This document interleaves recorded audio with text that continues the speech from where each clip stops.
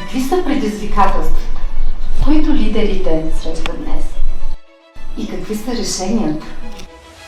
Според актуални проучвания на Галъп за последните 50 години, удовлетвореността на служителите трайно намалява.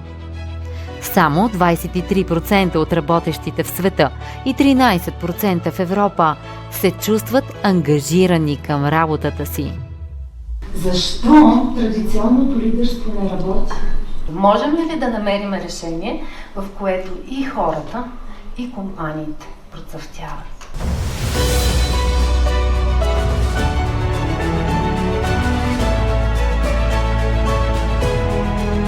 Бъди, стани, принадлежи. 3 стълба за отключване на човешкия потенциал. Мисията ни е активно да създаваме лидерите на бъдещето.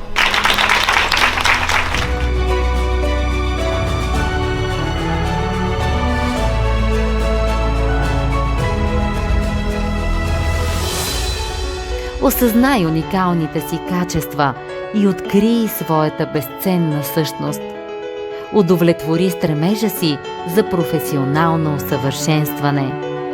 Принадлежи към едно добро общество, което ти самият създаваш.